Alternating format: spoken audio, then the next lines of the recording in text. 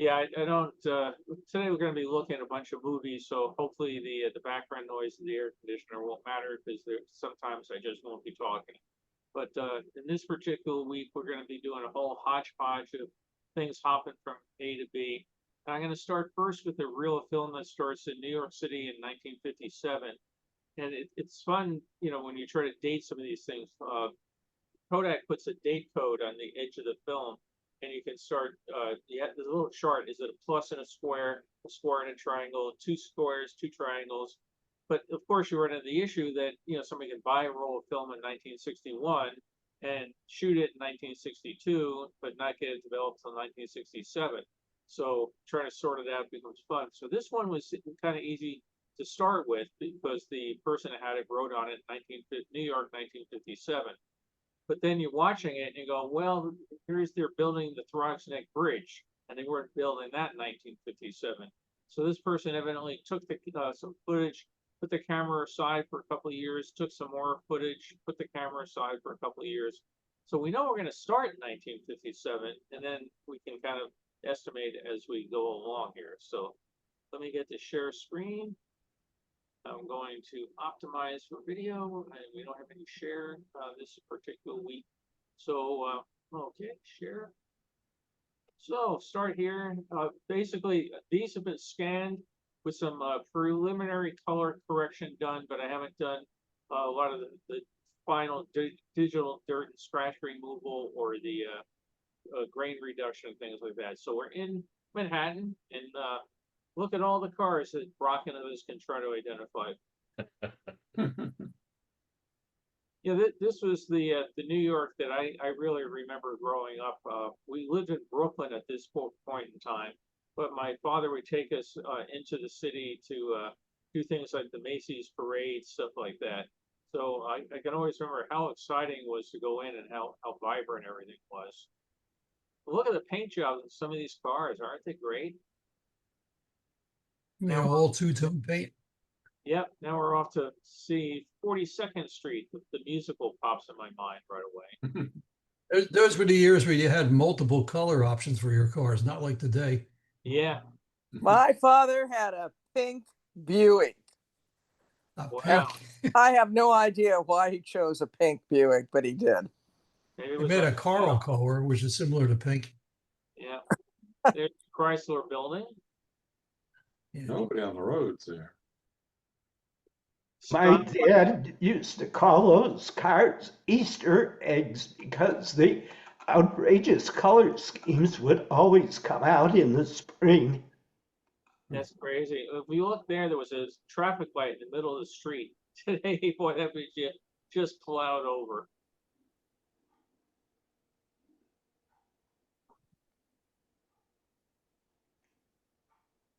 But the color holds up pretty well for a film that's coming on wow, 70 years old. Wow, that's not doing too Look many. at all the chrome of those cars too. Yeah. Look at the taxis. Aren't they great colors? Excuse me.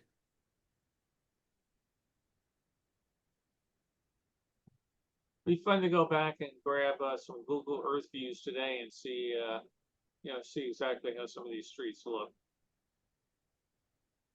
Broadway.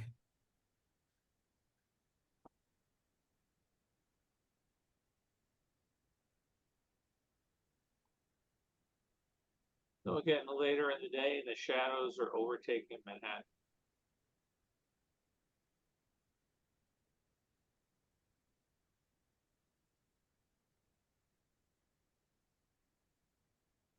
The guy must have really liked. Oh, the car got transported out.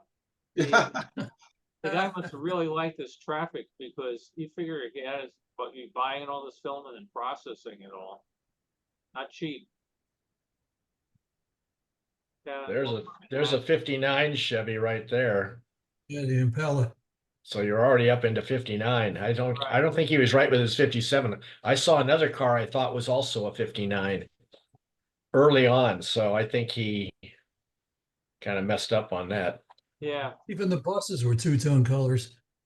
And now we're off to building the Throgs Neck Bridge. If anybody is from New York. Like we moved out to Long Island, and I don't know how many hundreds, literally hundreds of trips I've made across the Throgton Bridge. I do remember when it opened, it really made it getting upstate New York an awful lot easier. But I was looking, I think when it opened, the toll was something like 25 or maybe 50 cents, and now it's something like $22. I mean, it's insane. But all the steam powered pile drivers and building the approach roads.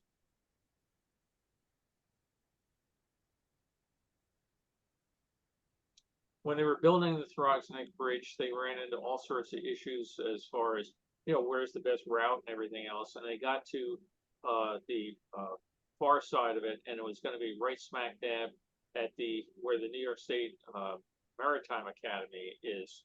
And they had to work at it, but it was a big issue of federal land versus state land versus whatever. So they ended up right smack dab in the middle of the college campus is a giant pillar holding up that one end of the bridge. There's a ship that was used, the SS Empire State would take cadets out on a training cruise every year, and it's been since replaced. That was a World War II surplus ship, and they've been replaced by it. And it was in one of the places I got admitted to college because I really thought I wanted to go into the Merchant Marine. And then I failed the I exam. Thank God I did, because what's the U.S. Merchant Marine these days? But if you're ever in New York, Fort Schuyler is a really fascinating place to go out and visit, open to the public. And there's a Revolutionary War fort out there. That's assuming you can afford the toll.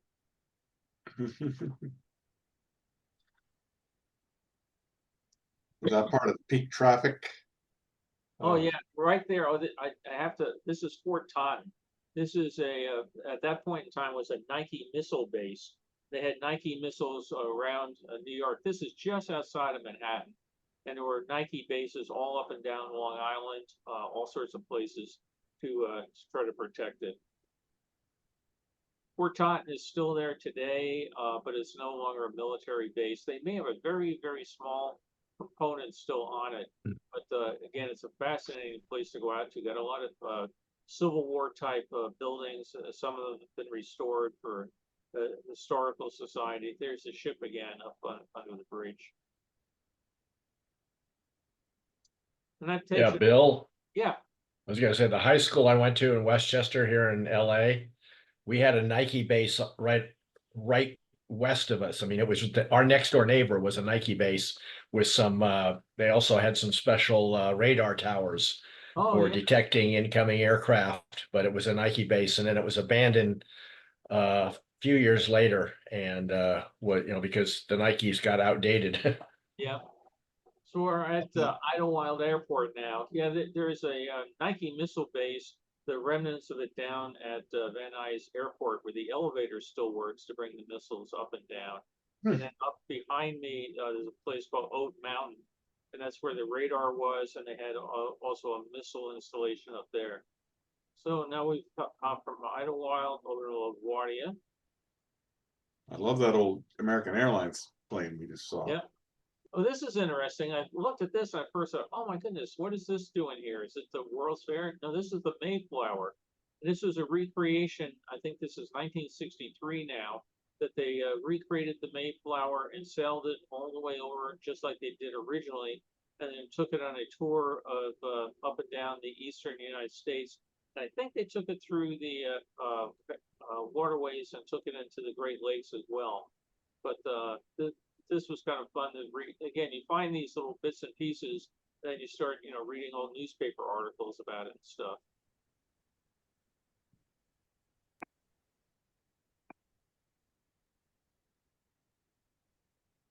Must have been fun sailing this thing across, huh?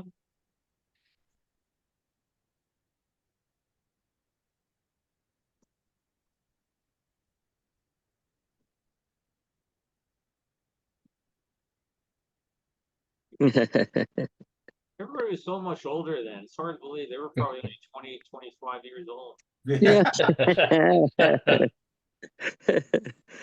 Back out to the airport.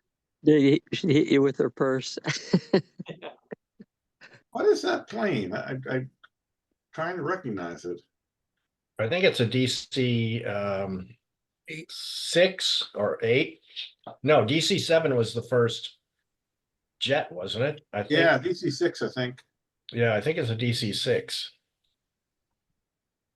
Take a look. Gorgeous aircraft. Yeah, you wonder how many of them are still around. More than you might think. They fly a lot of them on cargo routes these I days. know a lot of DC-3s are still doing that. I don't know about the 6s. The old DC lines do well in cold climes. I think the 6s are still at it. Right. Let me take a look. That's not a 6. That had 2 engines under the wing. That's a 4? No, 5 maybe? Gonna say the 3s are used as island hoppers down in the Bahamas and Virgin Islands. Yeah.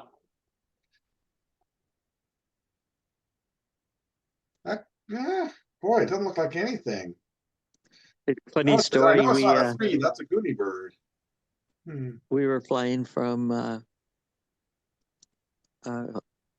Honduras out to Roatan, and the DC-3 pilot, and you get in, and people have their chickens and lambs and dogs and stuff, and they hand you there's a pen, that you put your pet or your animal in, and then they hand you a folding chair, and you go put your folding chair between the 1x2s on the floor, and then that's it. There's no seatbelt or anything, and you take off, and the pilot, he would angle bank the plane, and he'd say, see that crash down there?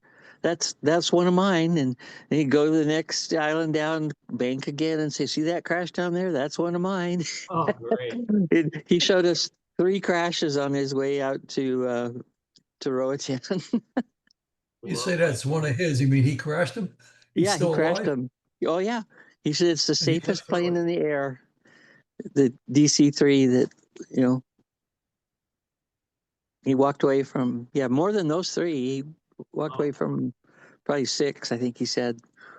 By the way, right now we're up at the St. Lawrence Seaway. So this is the Eisenhower Lock. That's outside of Messina, New York, right near where I went to college. So this is if you're ever up in that area, it's fascinating to watch the size of the ships that can come through here that they either lower or raise up. And it's really neat because the highway, it's not even on a highway, it's a small road, goes underneath the lock. So there's a tunnel that goes underneath all this. But here's Wow. the gates opening up and letting the ship back out. The St. What does Lawrence, it connect to? it connects the Atlantic Ocean to the Great Lakes. Oh wow. Yeah, so it goes along the St. Lawrence River and basically goes around all the rocks and shoals and everything else in there. But it was a massive job. Another thing that Robert Moses had something to do with the power plants and everything up there. But it's really a neat spot to go to. They have a website. Oh, then we're gonna get to see somebody's wedding. Like I said, I haven't cut these things out.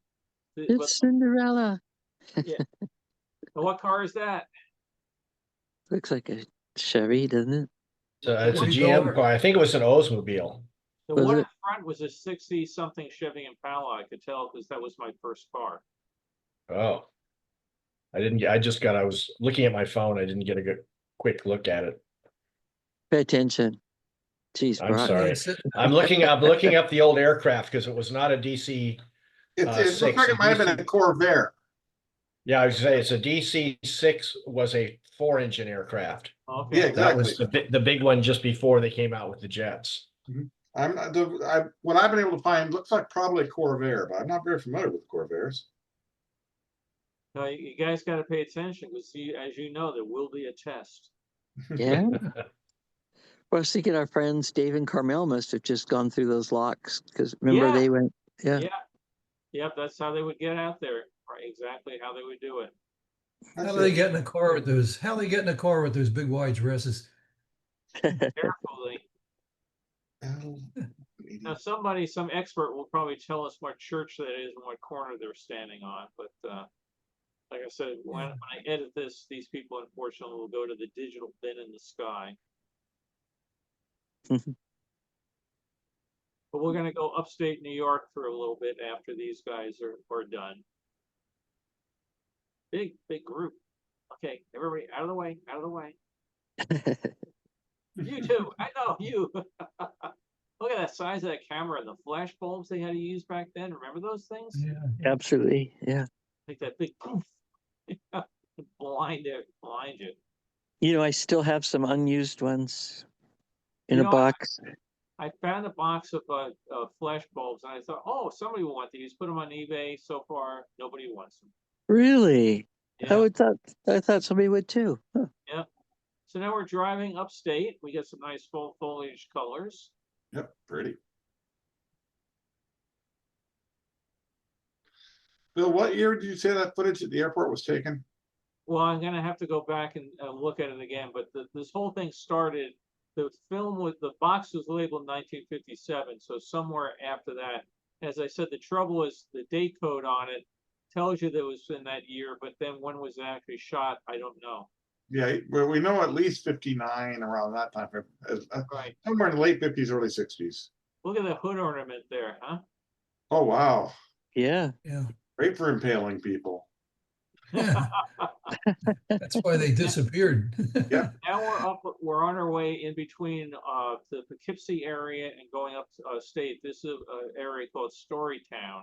Oh, Storytime USA, yeah. This is Fairyland, this particular one here. This is not the one in Lake George. Oh. So this is on the way. It's just outside of Poughkeepsie. I think this guy took pictures from the road, but I think he was too cheap to go. So now we get to Lake George. And there's the Storytown. There's Storytown. Yeah, again, too cheap to go. It actually may have been closed at this time of year. The parking lot looks pretty damn empty. But we do get some views of it. I think the gift shop is probably open year round. Yeah, Fairyland was in Queens. I think there was probably more than one. Yep, there's one in Elmhurst, one in Queens, another one in Huntington, Long Island. Sorry, Old Amusement Park didn't treat me. Some of these places are probably still there, and Carol and I will probably see them in September. Notice there were no fast food restaurants in those days. Yeah. Fort William Henry is still there. Mhm.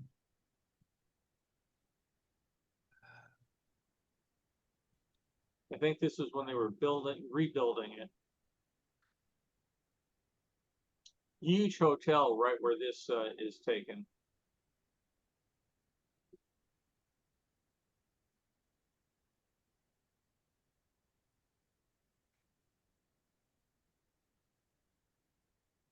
All of a sudden, I want a Coke. Mhm. And we continue our drive up. We're going to end up in Ticonderoga, New York, but there will be no Star Trek experience there for us just yet. There's no Star Trek yet. No. I'm heading up there in a week or two to go see the guy who wrote Trouble with Tribbles. Oh, that's good. David Gerald. David Gerald, yeah, he's doing a tour. Then we're going to watch Trouble with Tribbles on the bridge of the Enterprise. Whatever you do, don't mention my name. He hates me. Okay. Or he did a number of years ago. We wrote an article for Starlog magazine, interviewed Bill, what's his name? Anyway, the guy that ended up taking over Star Trek, Fred Freiberger, and Fred Freiberger and David Gerald didn't get along, and we quoted Fred Freiberger and something in the article, and Dave Gerald wrote this horrible letter to the editor about how mean we were to him.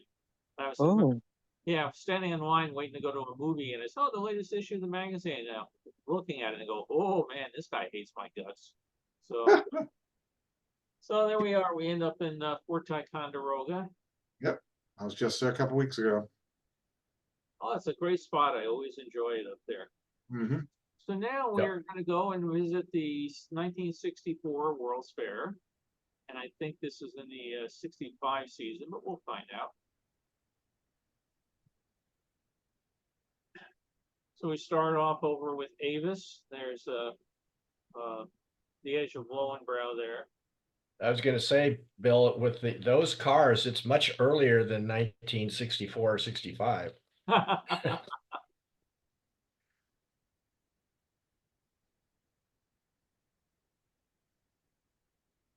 Well, you can't always take an old car and drive it on a new road, right? That makes it sort of confusing sometimes too to sort things out.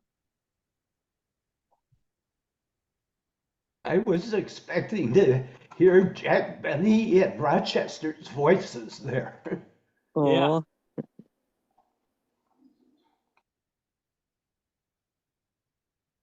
This guy did a nice job, and he didn't do any real quick pans or shooting around, sort of things. He kind of got, I thought, some good images and didn't really. Oh, look at the great luminaire there.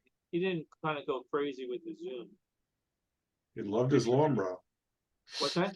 He loved his lawn. Yeah.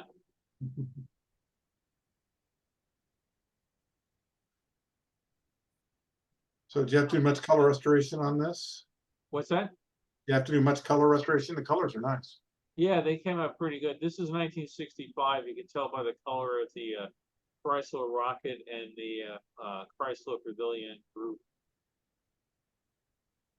Oh, before I wanted a Coke, now I want a beer.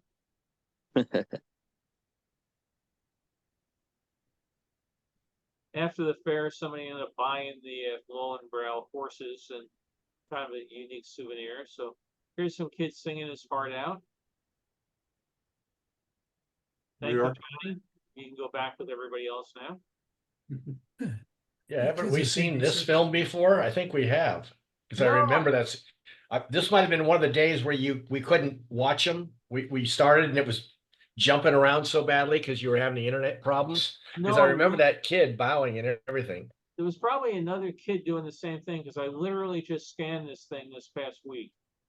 Wow, that's weird because like I say he bowed exactly the same way that kid did and walked back up. So they must have trained him. Robert Moses came out and told them they all had to do it the same way. They were using animatronics. Very few people know that. Yeah. Easter understanding. Very cool.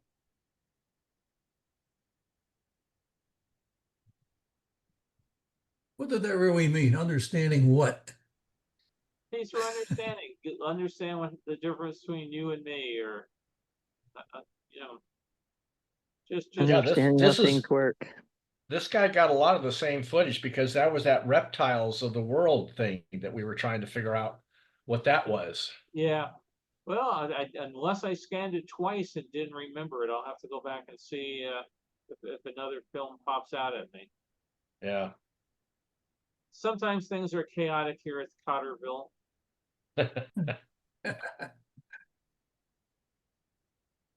You got a theme song for that? Yeah, just sit right back with a tale of a nutty guy. Does all these silly things and then asks, I wonder why. Where is that ship today? It fell apart. After the fair was sold to the city of St. Louis, the mayor was a real enthusiast of Columbus, and he bought a couple of things, including the ship, and it was there in St. Louis for a number of years.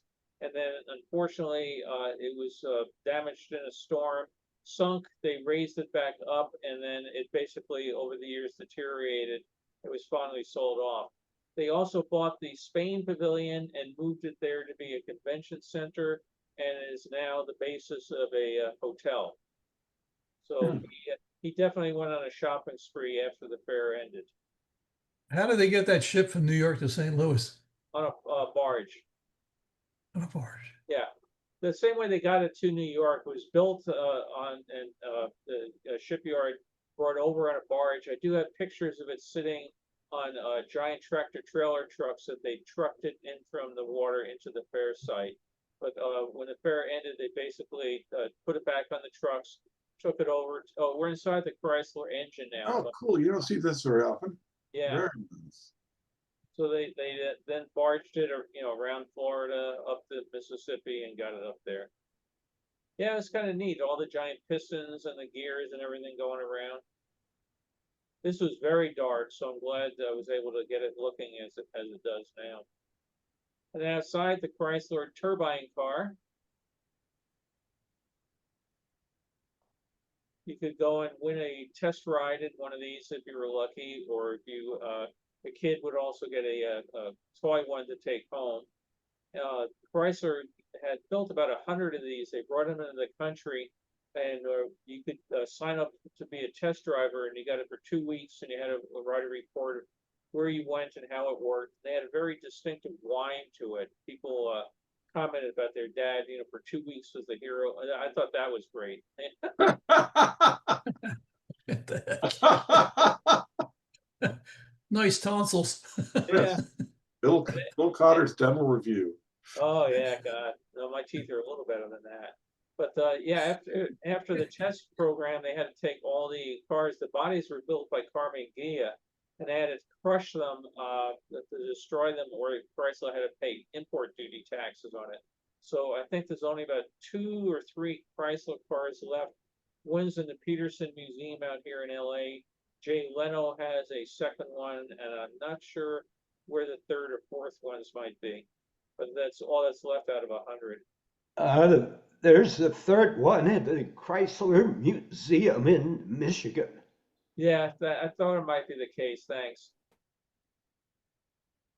Hello? Hello? Well, anybody there? Anybody there? That's the device you would put the quarter in, and then you would hear a pre-recorded narration. Looking to your left, you see the so and such. Got a VIP badge on. Well, we're up higher than that.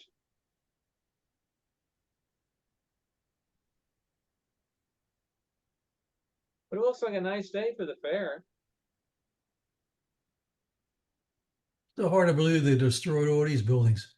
I know. Again, as a kid, when they started tearing this down, I was a whopping 13 years old, thinking, "Are these guys out of their mind?"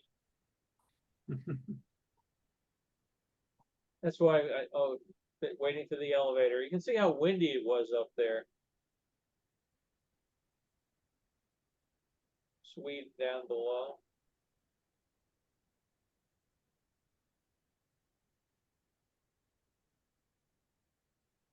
It always strikes me how all these decades later, the architecture of the New York State is still unparalleled. Yeah, I mean, that was one of the things with, so many fairs had design committees, and you had to build things the way they wanted. They just said free for all here.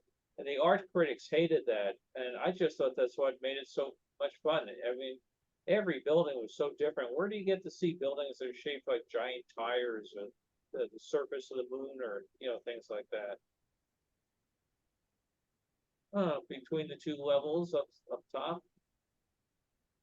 So that's the VIP deck down below there. No, that's still the top 2 levels. The VIP is the 3rd level, Oh. and it's not shown in any of these videos. So yeah, the elevator would take you up to the top level, one of the 2 top levels. Then you walk the staircase between the 2 top levels, and then like I said, the elevator would, unless you were a VIP, would zip by the VIP level. We're gonna, matter of fact, go down right past it now. So there's the VIP level. There was the door in. And we're coming back down. And the next set of people getting ready to go back up. Somewhere Joey's head just popped up. And there was a basement there too. Yeah, the mezzanine was the display level. It was a small pit that the elevators went down into for maintenance. Man, she's greedy. She's got 2 waffles. Look at everybody with their waffles. Man, I want a waffle. These talks, there's the waffle stand. These talks are gonna be the death of me. Belgium waffles.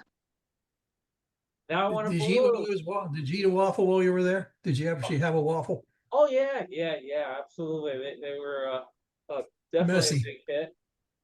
There's the Astral fountain, which is not turning today, and it has a safety fence around it for some reason.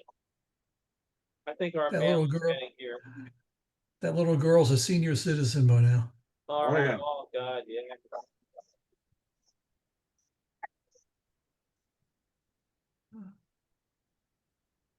Oh, okay. Just leave it there.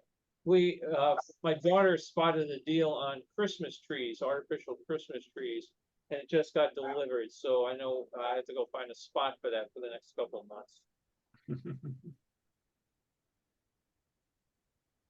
Yeah, you look at these and you think about all these little kids that are all collecting Social Security now, or you see some cute gal or good looking guy go by and figure it that they're all getting their third or fourth walker. Yeah. As DuPont had all those live actors performing all day long every day. Yep, It's a lot of Yeah. work. 2 or 3 different casts so they could all take breaks. yep. That still is a lot of strenuous work. Oh yeah, It was. there was a lot of choreography in those shows too. I saw somebody did a blog once and they worked there and they said it was long, exhausting, and the best years they ever had in their life. That it was just so much fun. I guess if you're a performer and you get a new enthusiastic audience every 48 minutes or something, that's got to be kind of exhilarating. Hawking Corlon shoes. Yeah, yeah. So if this was a travel log, we'd have a narrator saying, "As sun sets on our fair, the majestic buildings come to light." Dental work.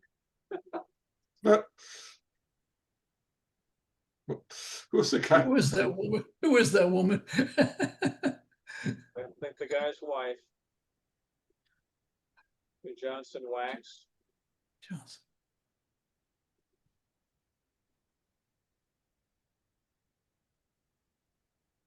There wasn't a name or anything associated with this particular film when you received it, was there, Bill?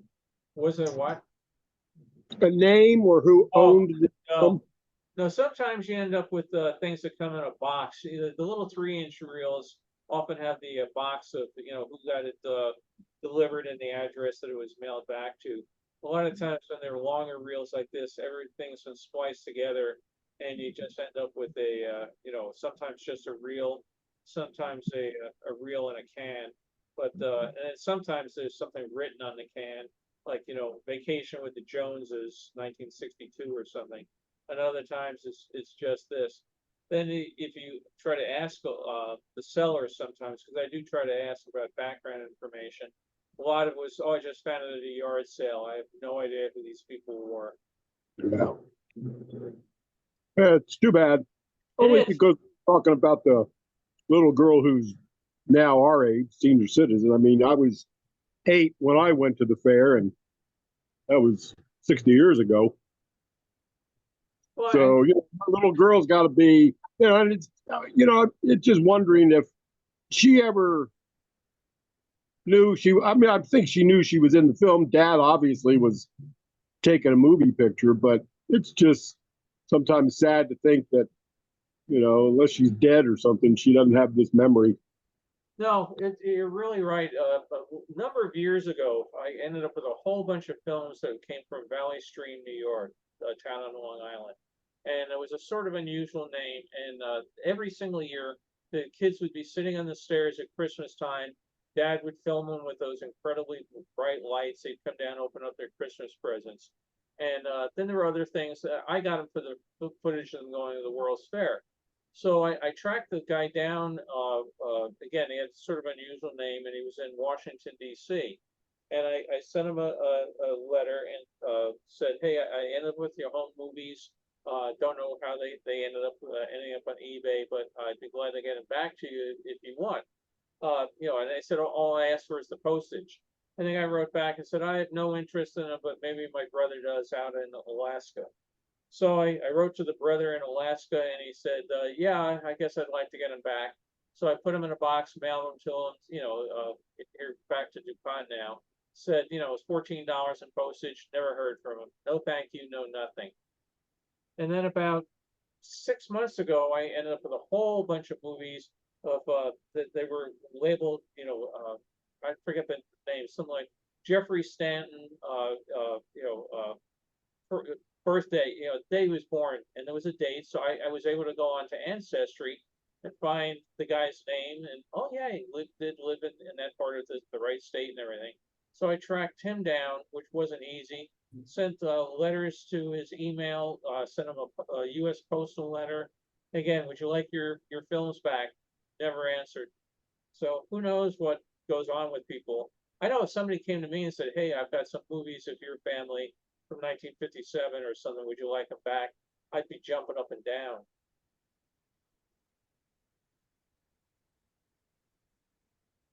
Yeah, I would too. Unless, unless you hated your family and didn't want anything to do with them anymore. So you want pictures of my family in 1957 too? Oh wow. Oh, calm down. Who is this guy? Do you know?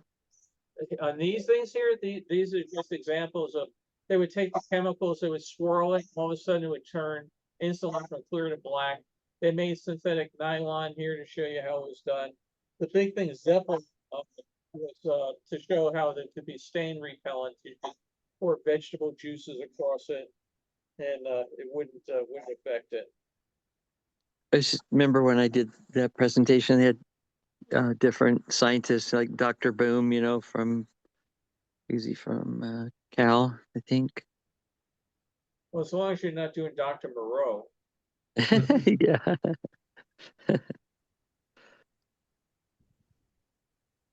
Or Dr. Evil. I don't know. Those would be pretty fun. Yeah. Oh, I love Dr. Evil. We saw Austin Powers the first time, and we were in Santa Barbara visiting a friend. Well, my son and I are always quoting, if you get something and it's, you get some food or something, I was, oh, it's not as spicy as I thought. I said, yeah, it's the Diet Coke of evil.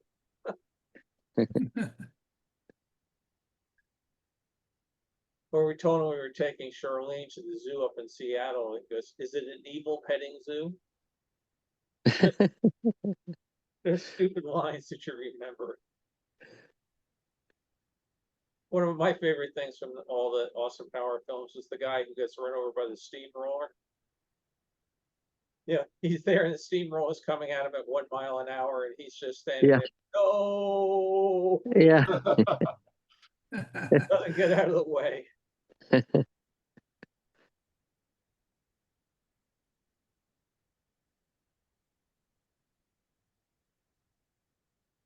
Now I want another Coke.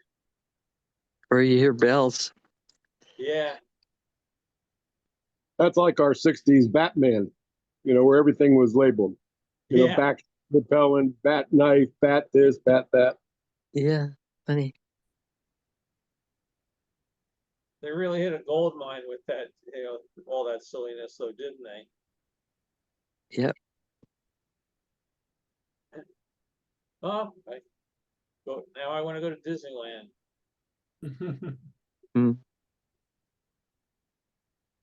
And have a Funny, Pepsi UNICEF Cola. Came to me a couple of months ago. They're doing a thing for their website about the pavilion, and they wanted some pictures of the signage and that sort of thing. And they said, well, we don't have any budget, so I donated it to them. So I'm interested in seeing when they finally put that together. But UNICEF is still there today, still doing its job.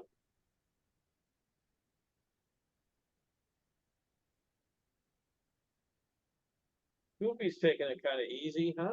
Maybe he's had a long day. Who didn't have a budget, Bill? UNICEF. They didn't have a budget to provide you to obtain some materials? No, they said they could have come up with something, but I said, don't worry about it. It wasn't worth it. Yeah, I mean, I'm glad to help out, nonprofits and things like that with their missions. Brock, that's true of Disney Archives right now, too. Yeah. We had a friend offer up some old cool stuff, and Becky said, no, we don't have any money to buy anything right now. They don't need money? No, she said they didn't have money Oh, didn't have money. Oh, for okay. acquisitions. Yeah. Right, yeah.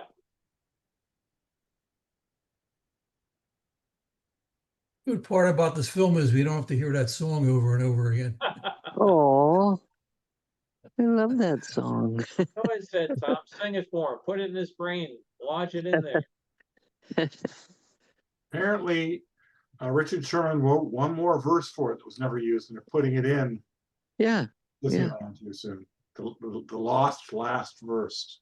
Yeah, with great controversy because they're making a change. Yep. Every time they touch that right at all, there's controversy. I love it that they put the more modern characters in there, and if you listen really carefully, you can hear them singing their songs. I'm a traditionalist.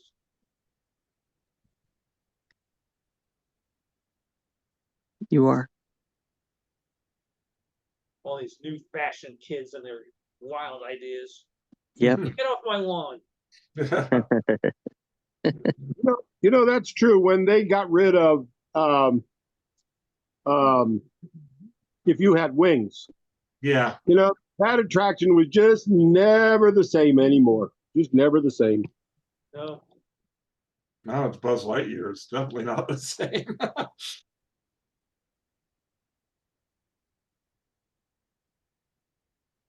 Well, and it is funny, Bill, because like you probably liked rocket rods, right? And Oh, they were And- really lackluster. I didn't think much of them. I mean, it was I thought it was fun. no, it was speed up, slow down, speed up, slow down. I get that on the freeway all the time. it wasn't open long enough for me to ride it. Yeah. Oh no, we got It to ride was- it a bunch, but it broke down a lot. It broke But- down a lot, and it put too much stress on the pylons because Yeah. it didn't make the curves. And so eventually they had to set- Vibrations and stuff. Yeah, But now you can't use it for anything. So we have old people who track can't use. I know, but the track they still left the sports there. 'Cause You're a it's- little reminiscing. If you have wings, You if can you do many things.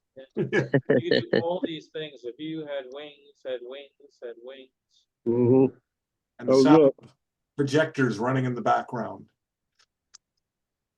You could hear all the projectors projecting the film in there. Yeah. So It- we It's a great, big, beautiful tomorrow.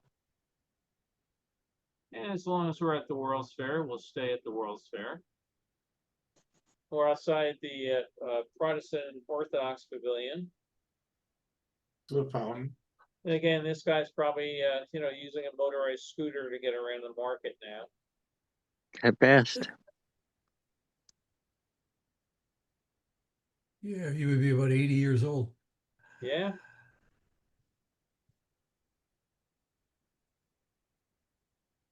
Oh, let's be morbid. We'll 90. just say dead.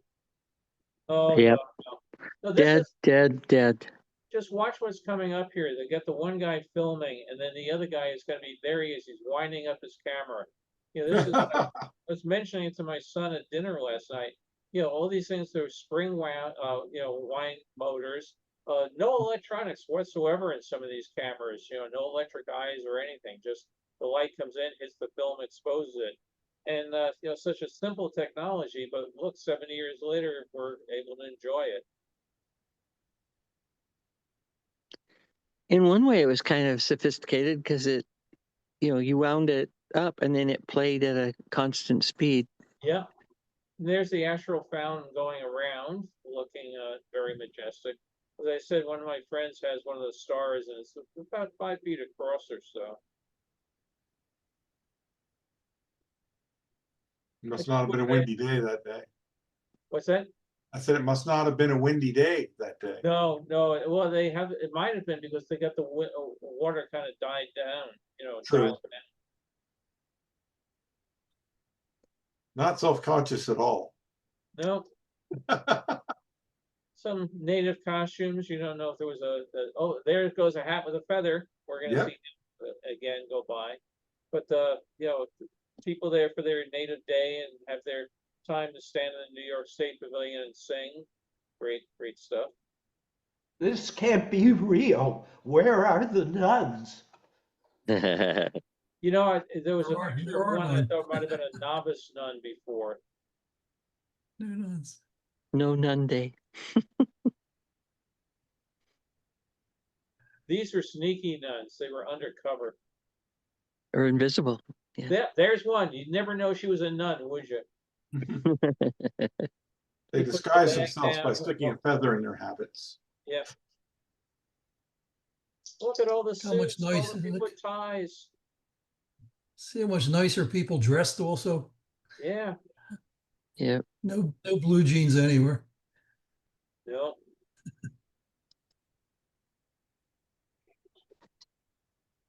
I was going through some old pictures yesterday, and my mom and dad were at a Halloween party, and they're playing all these silly games. You have the orange under your neck, you pass it on and stuff like that. But all the men are wearing their nice shirts and ties. Yeah. Yeah, one of these reels I was scanning, they had a New Year's Eve party, and it just goes on and on and on. People just dancing and dancing with it. Yeah, they're all got their ties, and finally, as the night gets on, one guy got wild. He took his jacket off. Oh, Oh boy. Boy, Yeah, we're talking pretty risque stuff there. yeah. Somebody probably told his mom he'll never do that again. Yeah, one on his permanent record. so Yeah. the mural background is from what? The Greek Pavilion? That's the Greece. Yeah, that's Greece Okay. Pavilion. Gorgeous. Really beautiful. Yep. There's Philippines. I said one of the things I always admired was all the landscaping at the fair was kept looking very nice up to the end. So this is 1965. You can tell by the red pylon on the Skyway Tower, but they just didn't give up. That they kept planting the flowers and keeping it looking good up to the end. I mean, it could have been a very easy decision, just sod it all over, save the money, and put it into something else, but luckily they didn't do that. How'd they keep them alive? They had a pretty bad drought those years too. Yes, they did. Yep. See, the buildings are gone, but the trees are still there. Most of the trees are still there. Yeah, you can still, some of the walkways have been taken out more recently, because after the fair, they were all just left there. Back about 20 years ago, they began a program to take out some of the concrete in the park, which you can still tell where the streets were because the rows of trees. Bill, Yeah. this view we've been watching here of the statue, Yeah, it's just like on the stamp, except they've got the wrong building in the background. yeah. You think maybe the stamp was wrong, Brock? No, the USPS never makes a mistake. Oh, no. No, they just didn't want to look at the back side. They didn't want to look at his buns. Nope. It's like looking at the backside of water, right? Yeah, right. So it's the lunar fountain. So again, 1965, the Churchill exhibit. The dome is still in the park today as the aviary at the Queens Zoo. It's in a different location, right? Or is Yeah, it's moved over. It's over in the travel and transportation area where Chrysler used to be. it- Mhm. Even the kids are wearing ties.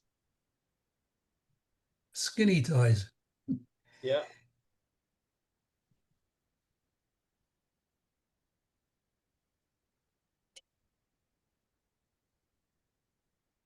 Have they not highlighted the IBMs on the egg yet? I guess they have. Yeah. Yeah. They're a little hard to make out even now, though.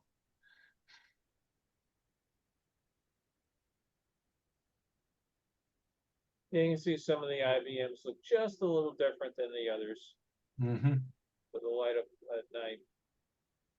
I was just thinking about the nuns, and I wonder if they had much heavier attendance in '64, and then being pious and frugal, not so many attended a second time. The heat, I think, was worse in '65, and I think that drove down some of the attendance until it finally got to the end of the fair, cooled off, and everybody came to the realization this is the end, and people just packed it like you've never seen before. Outside of Africa, Festival of Gas in the background. Nice shot of Luminaire there.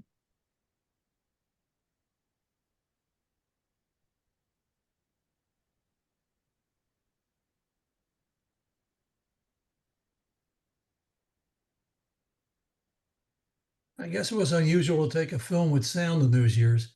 Oh yeah, there was no the Super 8 came out, and they came out with Super 8 sound. There were some what you call it, standard 8 sound films, but they're very rare. This is the Fiesta area.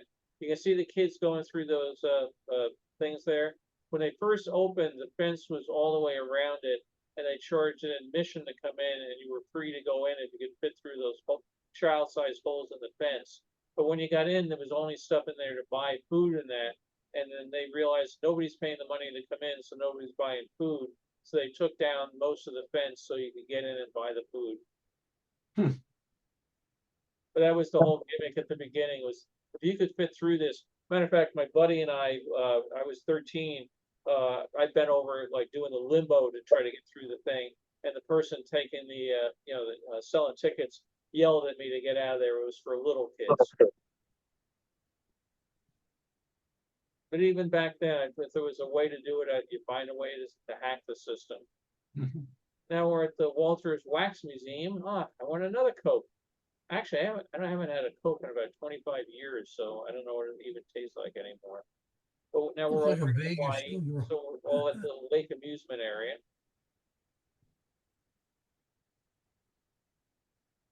Whoops, excuse me. And these are some of the rides they added for 1965. Again, I was always confused why you would pay money to go to the fair and then pay to go on one of these rides when every amusement park or kiddie park around had the exact same rides.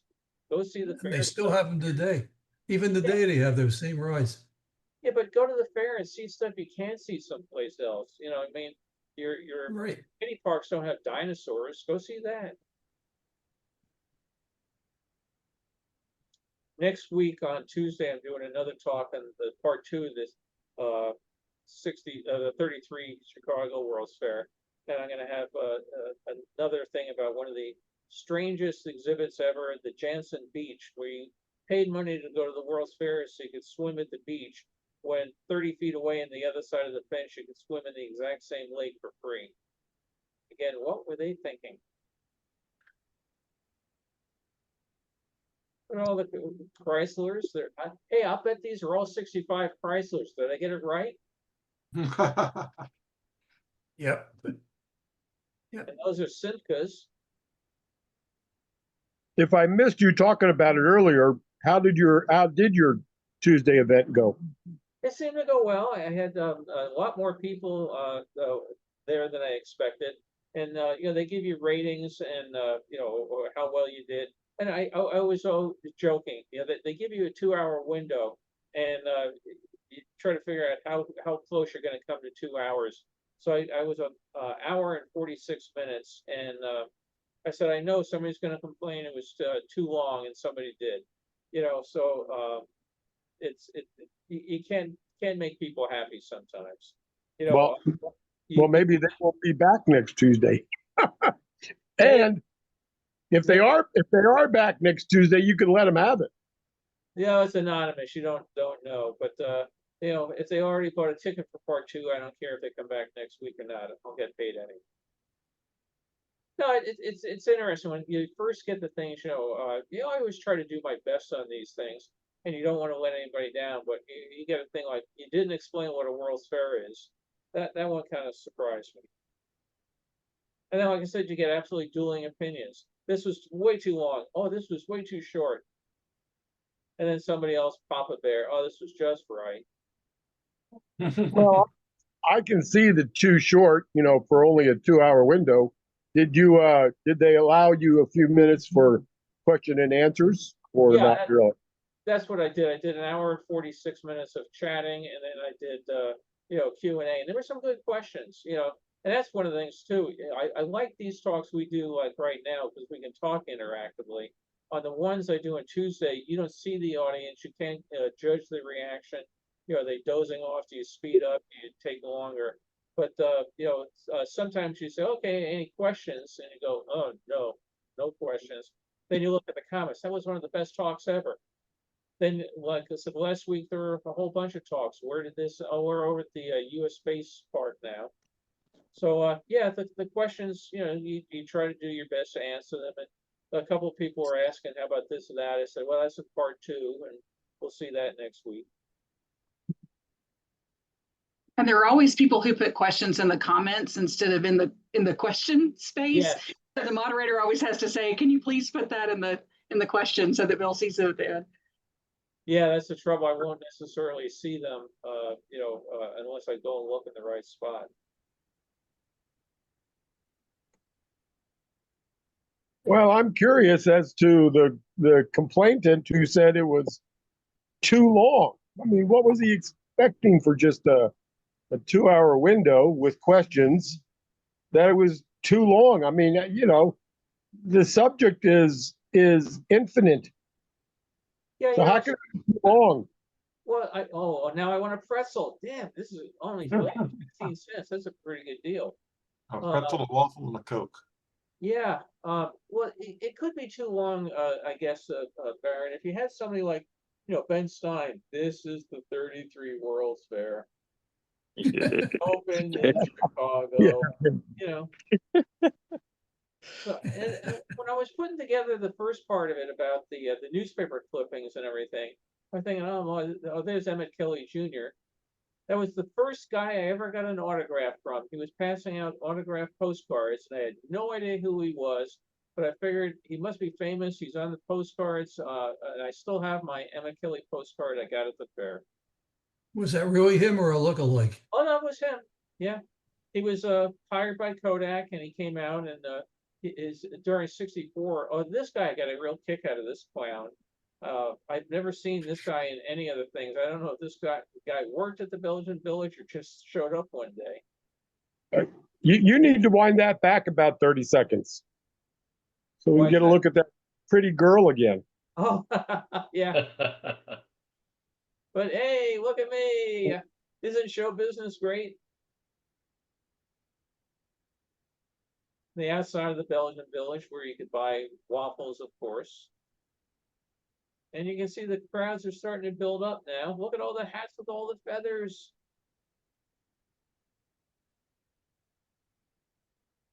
There's Greyhound. Now that's the legs of Big Ole, the giant Viking brought over for '65.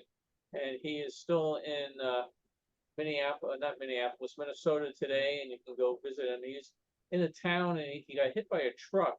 So they repaired him and moved him to a safer spot.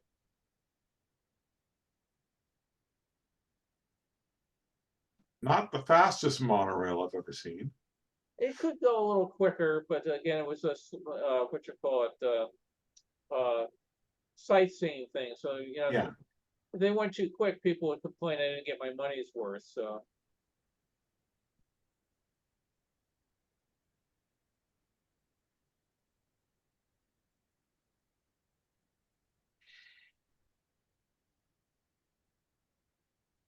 Japanese water ski show. Yeah, somebody out in the middle there. Oranges, not the jam. Oh, okay. Yeah, I figured it had to be, but it's still like a bunch of kamikaze water skiers. Yeah.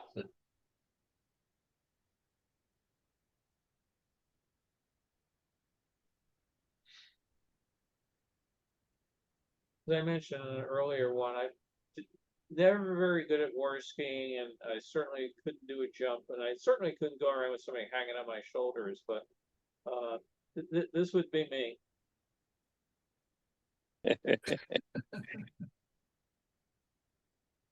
He had the whole lake there, but they had to build a pool.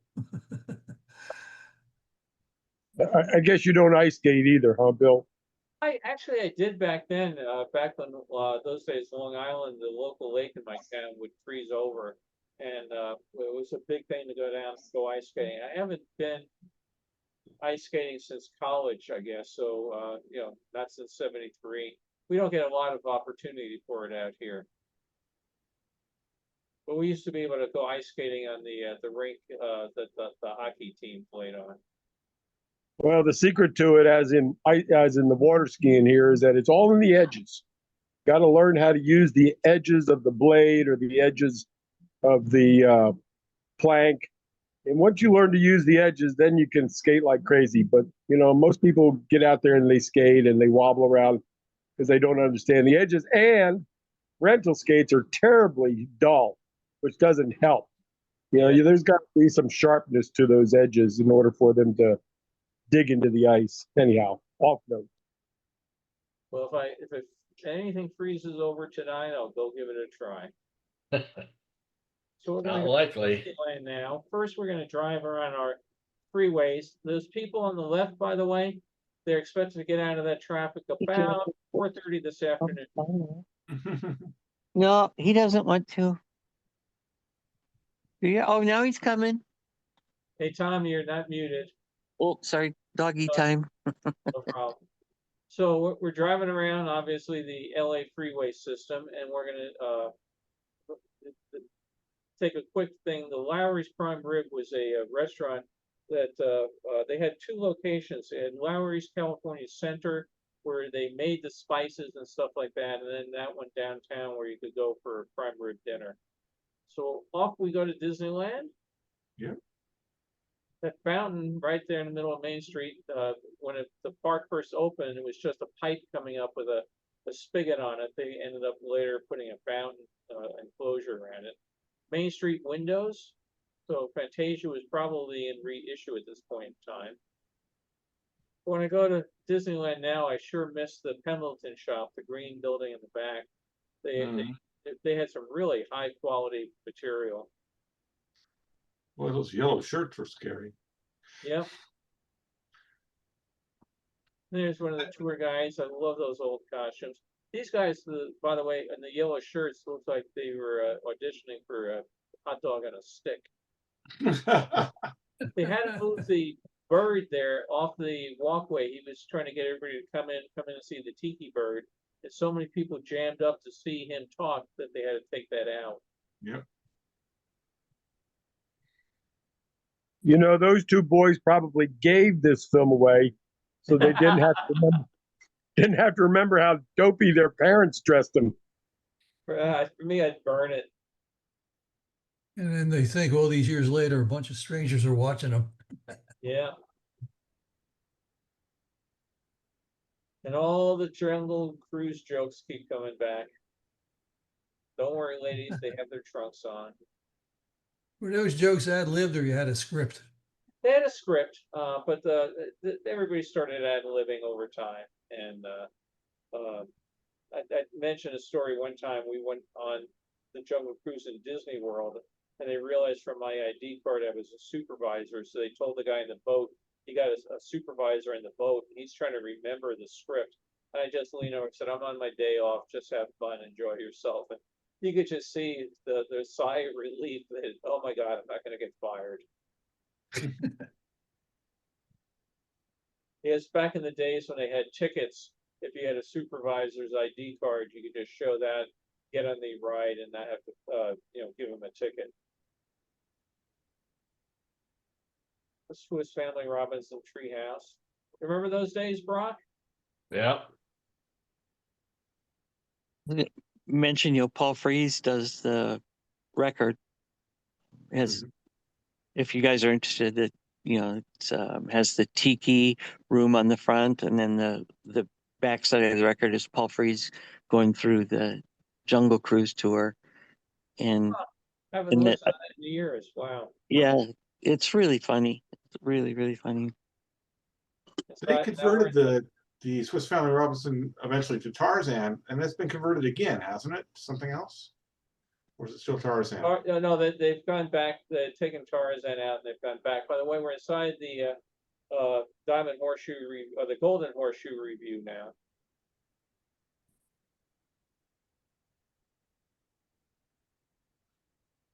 Wally Boggs territory. Oh yeah, leave it right here. Da, da, da, da, da. I think Wally shows up in this, along with, Betsy Taylor. I got to see him do his bit 3 or 4 times, and I swear I've never laughed that hard in my life. He's so good. He was such a funny guy. There he is. They had their dressing rooms and offices up in the right next to the Frontierland area office, and he would just come in and just vamp. And I mean, just he was always on, but friendly, really nice guy.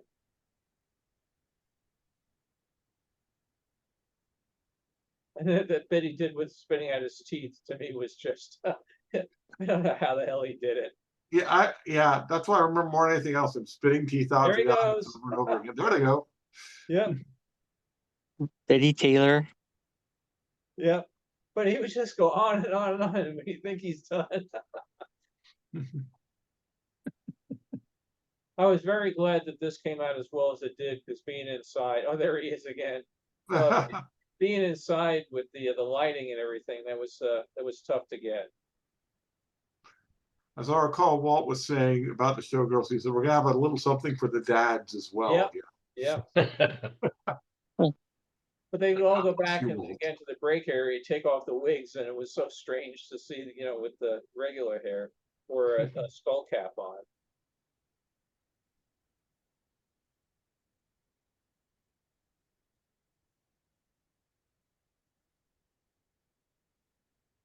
Yep, there's another feather. I can't believe they're taking out the river in Florida. I just still cannot believe that. It makes no sense at all. No. Why'd they do that? They're gonna put Cars Land in there, and that's the space they decided they needed for it. So you're putting Cars Land right in front of the Haunted Mansion. That makes perfect sense. Yeah. Supposedly they're gonna leave some water to give the Haunted Mansion, something in front of it. So we'll see. There's the Indian Village, long gone, but they would do live performances. The Burning Settler's Cabin and the Dead Man. He's wearing his Arrow shirt. Ba-dum-bum. Yeah.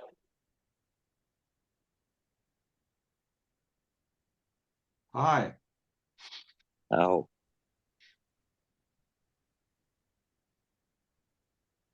Uh-oh, rapids ahead. Hey, it was Don's Lancaster's yard. You see that? Getting ready? yeah. Yeah. I'll have to get a webcam out there. Yeah. The mine train through nature's wonderland. Ah, the barrel bridge. Great fun. Still one there, actually. Yep. The mules are long gone. Oh, yeah. As I mentioned, I used to love to walk the mule trails during the lunchtime when the park was closed Mondays and Tuesdays, and go wandering around through nature's wonderland and just sitting out there watching the birds come in to migrate on the river.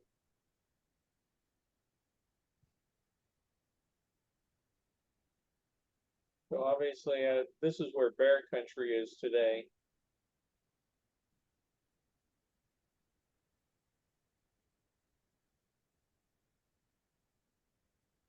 I don't know if Cody knows any of these people. I knew she knew a lot of the Indians from Knott's. I only knew the Indians from Knott's Berry Farm in the 1990s. I never went to the one at Disney. I'm really surprised. Oh, wow. Yeah, I'm sorry I missed that. When we were at Disneyland a couple weeks ago, we went on the canoe ride, and that was the first time Carol thinks she was ever on it. So, again, I was talking to the person that works on it and said, when I was on that, doing the crew of it in Florida, people get halfway around and they stopped, and they said, yeah, they'll stop today too. How many hours a day do they have to do this? How many hours a day they do this routine? They did it several times a day, about 10 times a day.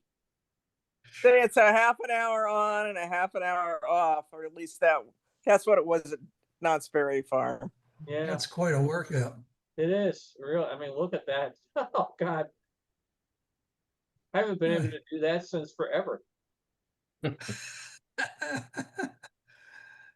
Probably has bad hips today. Yeah, that hoop dance he did, that's a lot of work and a lot of coordination to be able to pull that off at the speed that he did it. So we would try to do some Indian dances for Boy Scouts. We had some guys who were very good at it, but they were nowhere near this good.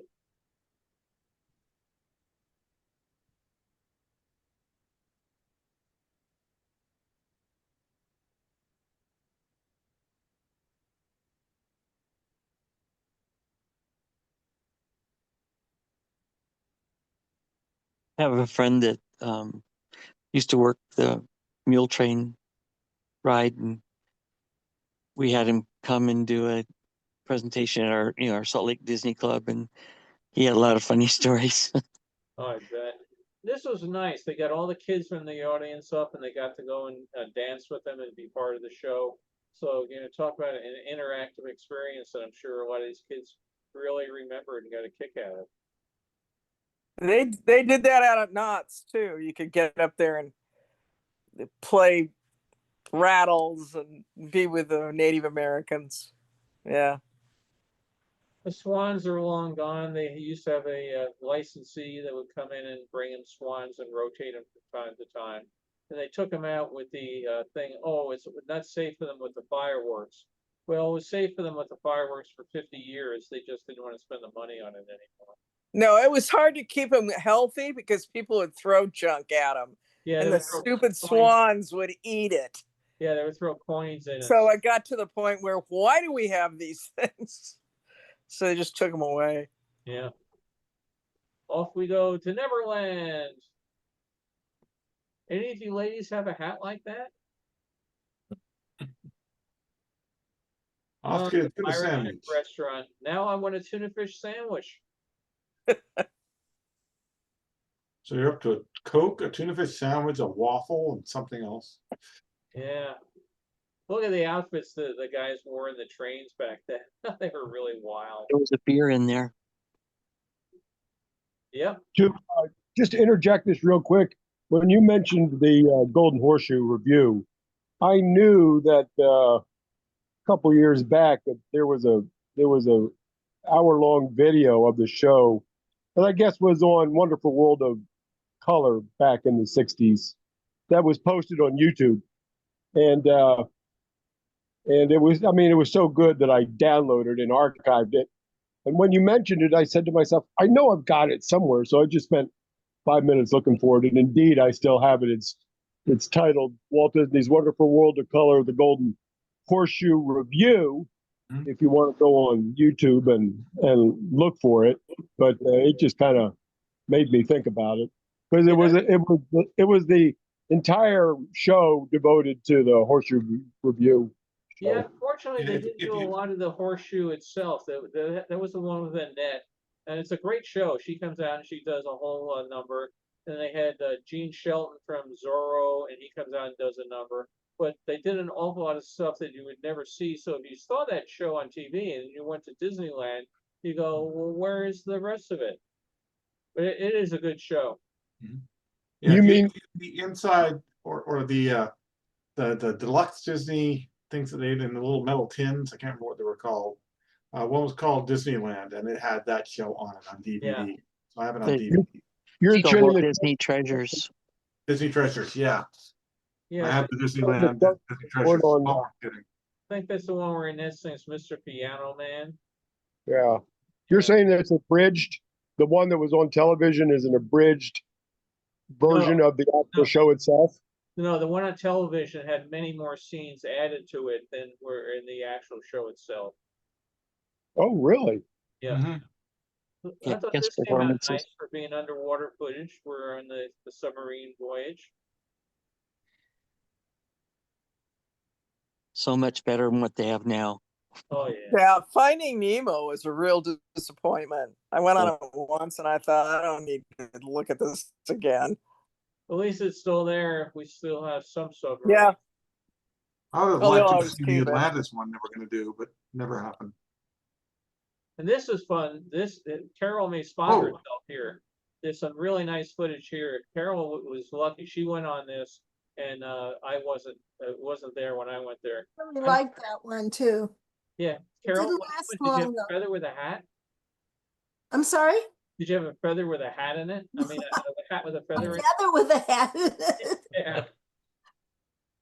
Did I tell you guys that I had another friend that came in? He's gone now, but he turned the ride on. He says every morning they'd have a bet on how many rats would pop up out of the tubes.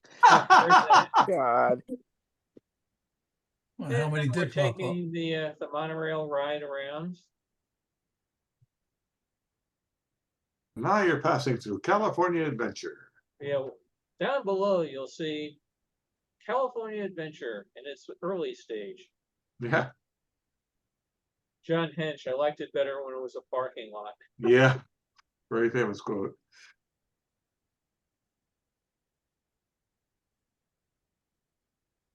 I thought he did a nice. Oh, there's we saw this on another thing, Dino's Lodge. There was Dean Martin put his name on her. Oh, and there's a deer running through Griffith Park.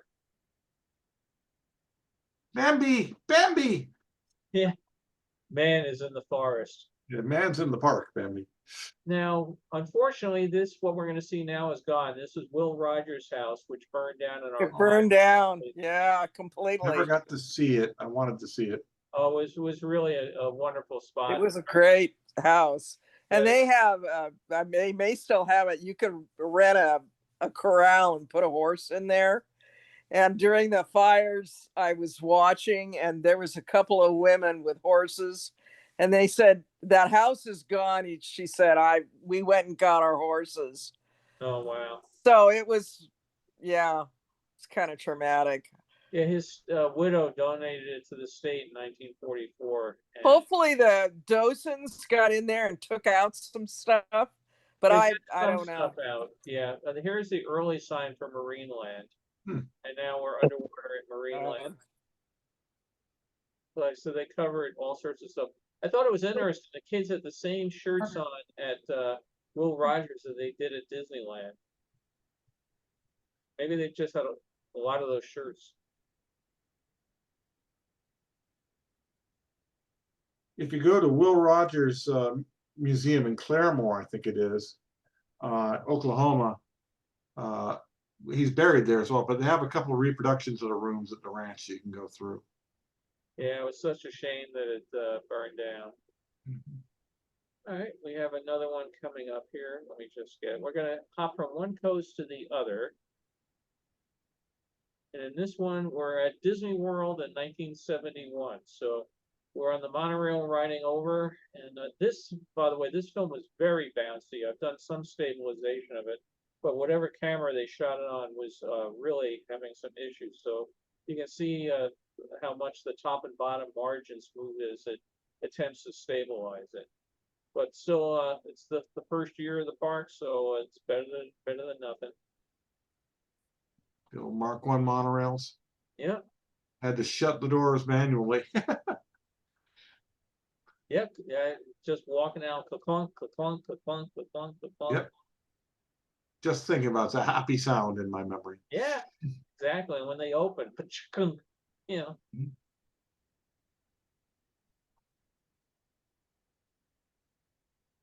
Very different floral Mickey. I don't know how much more of it shows up, but yeah, changed very much from today.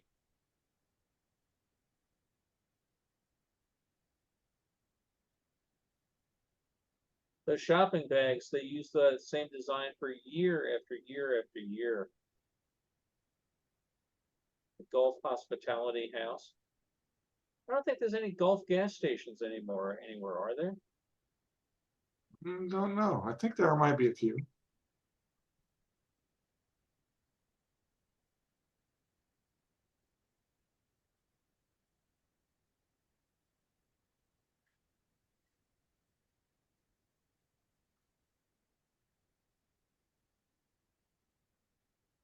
the Rose Garden. Yep. Pity we lost that.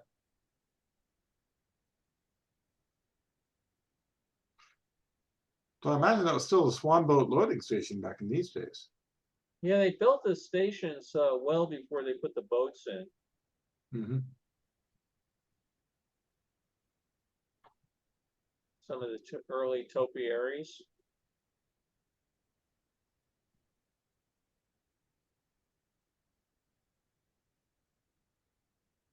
And unlike 1964, nobody's dressed in suits and narrow ties and hats with, well, there's probably hats with feathers in here. Say, Bill, when you're reviewing these films, either of Disney World or Disneyland or New York World's Fair, most specifically, these three, you ever once in a while pause and say, hey, where is that? You see it in here and you wonder where it was. Yeah, just hang on a second. I can't hear you because the dogs are going ape over. Okay, calm down. Probably just the mail. Do I ever do what? Do you ever, when you're reviewing these films, just immediately pause on a scene because you're saying to yourself, just exactly where is that? I mean, you probably, if you look at something and you go in, just wait a minute, where is that? Oh yeah, every now and then some spot will come along and if I don't recall that one at all, or sometimes I can say I can remember one. Absolutely. Oh, absolutely, I'll do that. Let me go here. I have one more film for today, which is different, and we'll see when I post this one on YouTube if the Disney copyright people will get to us. But this is a souvenir film. Herbie what's it called exactly? Love Bug number 53, and this is from Herbie Rides Again. And it was very, very red, and I've been practicing and trying to do things to take some of the red out. I'm not quite there, but I used a blue filter on this and did some work on it. I just finished this work this morning, so I have to go do another pass to dial the reds down a bit more. But let's take a look at Herbie. Bill, just quickly for your information. Yeah. Gulf Oil Company, our corporation, merged with Chevron, and so that's why you don't see any Gulf stations anymore. Chevron, they're all Chevron stations.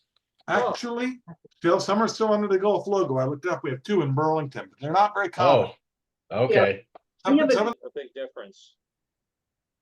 This is Ken Berry and Barbara Feldon. What is it, Love Bug? No, that's Stephanie Powers.